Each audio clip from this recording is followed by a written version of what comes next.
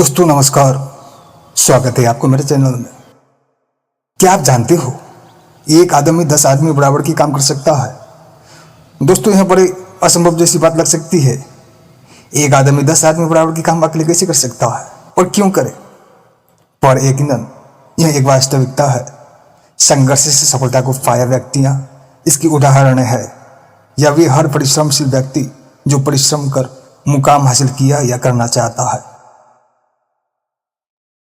हर एक सफल इंसान संघर्ष की घोर यात्रा तय करके ही आगे निकला होता है, उस मुकाम पर पहुंचा होता है जिसकी सपना वे देखते हैं।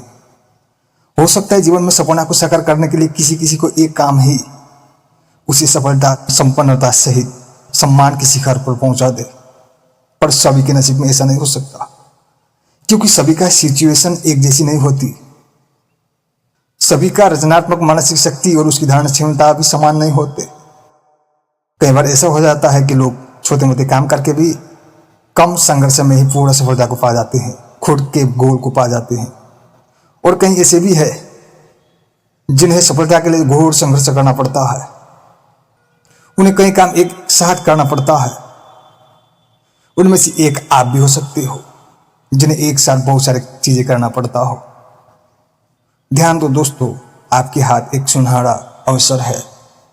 आप हार मत जाना, क्योंकि यह आपका जीवन निर्माण के स्वर्णिम क्षण और अवसर है। इससे आपके व्यक्तित्व में गंभीर निखार और परिपक्वता ही आएगी, एक मजबूती। काम कभी गलत नहीं जाता, बेशक उसमें परिश्रम, ऊर्जा और वक्त लग सकती है। कई कामों को एक साथ संभालना, उसको पूरा कर पाना कभी कभी कठिन भी लग सकती है, पर फिर भी हमारी जरूरत है, हमसे वह काम जरूर करवाता है। और हम कहते हैं करना भी चाहिए, वे सभी काम है जो हमें करना जरूरी है। कई लोग कहते हैं मेहनत का श्लोक, आराम हराम है और काम भगवान। आनंद के साथ करो अपने काम को, जो भी करते हो उससे भागा नहीं जा सकता। उसे पूरा करने की आग हमारे भीतर जिंदा होना चाहिए। यही आग हमारे जीवन को बदल डालने की क्षमता रखता है। यही जीवन जीने की ऊर्जा है। क्या आप जानते हो, मानसिक, शारीरिक और आर्थिक रूप से सशक्त हमें केवल परिश्रम ही बना सकता है। जैसे एक बीमार आदमी कहीं टैबलेट खाता हो एक साथ, किसी को लगे कि इतनी सारी टैबलेट ये क्यों लेता है, देखो हमने तो कभी ऐसी दवा खाया नहीं, फिर भी सोचता है हम।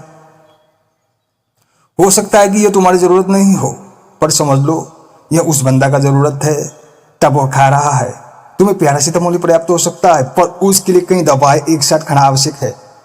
ऐसे ही है जीवन के नियम भी, आवश्यकताओं के हिसाब से कर्मों का क्षेत्र बनता ही है।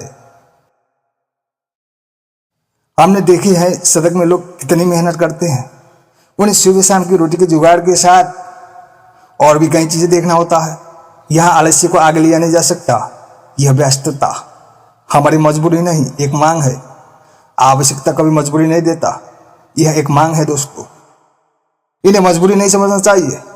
सुविधा और संपन्नता लेकर कोई भी जन्मा नहीं होता दोस्तों। जो समझते कि हमने जन्मजात संपन्नता पा ली है, तो वे जीवन के सही मायने और उसकी गहरी सत्य को समझ नहीं पाते। वे जीवन की गहरी गोता नहीं लगा सकते। यह सही बात है कि तुम्हें चीजों का मायने समझने के लिए उससे दूर होना ही पड़ता है, उसका अभाव को महसूस करना ही पड़ता है, तभी तुम्हारे भीतर उसकी महत्व जगता है। मित्रों, याद करना, हम अभाव को दीनता समझ स्वयं के तकदीर को कोस सकते हैं। मेरे भाग्य में तो ऐसा ही लिखा है, गरीबी, अभाव न जाने क्या क्या। पर ध्यान देना, यह उन चीजों की महत्व समझने का अवसर है जिसे सरलता से समझा नहीं जा सकता। हम अभाव से गुजरे बगैर संपन्नता कभी पा ही नहीं सकते। समृद्धि क्या है, क्यों इसकी आवश्यकता है, जान ही नहीं सकते। ऐसे में हम हमारे अभावों को द्वार समझते हैं उन्नति और समृद्धि की एक अवसर के रूप पर, अभिशाप नहीं। यह बातें सदा हमें ध्यान में रखना चाहिए। लेकर कोई भी नहीं आता, यहाँ हासिल करते ही करना होता है।